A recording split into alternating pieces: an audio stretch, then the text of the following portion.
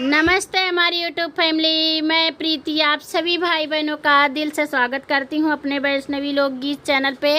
तो आज हम आप सभी के बीच लेकर के आ गए हैं बहुत ही धमाकेदार हंसी मजाक नाच गीत कहरवा गीत है। दोस्तों कैसा लगेगा कमेंट करके ज़रूर बताइएगा।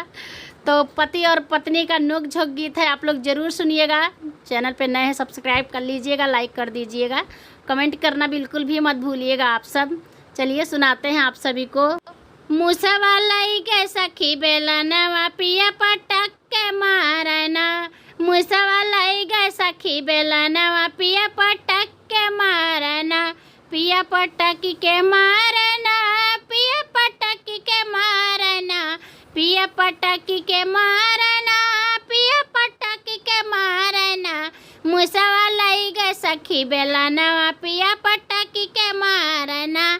मूसवा लाई गे सखी बेलनवा पिया पटक के मारना। जब हम बतावली अपने ससुर से, जब हम बतावली अपने ससुर से, सासु हेर लागिना, सासु हेर लागिना।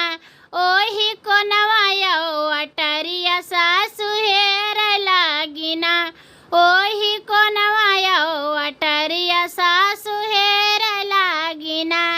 मूसवा लाई गे सखी बेलनवा पिया पटक के मारना। मूसवा लाई गे सखी बेलनवा पिया पटक के मारना। जाई के बताई हम अपने ही जेठ से, जाई के बताई हम अपने ही जेठ से। जेठनी हेर लागिना, जेठनी हेर लागिना। ओही को नवायो अटरिया जेठनी हेर लागिना। ओही को नवायो अटरिया जेठनी हेर लागिना। मूसवा लाई गे सखी बेलनवा पिया पटक के मारना। मूसवा लाई गे सखी बेलनवा पिया पटक के मारना। जाई के बताई हम अपने देवर से, जाई के बताई हम अपने देवर से। ननदी हेर लागिना, ननदी हेर लागिना।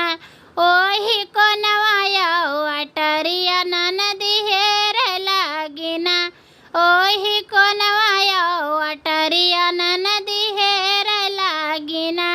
मूसवा लाई गे सखी बेलनवा पिया पटक के मारना। मूसवा लाई गे सखी बेलनवा पिया पटक के मारना। पिया पटक के मारना, पिया पटक के मारना। मूसवा लाई गे सखी बेलनवा पिया पटक के मारना। मूसवा लाई गे सखी बेलनवा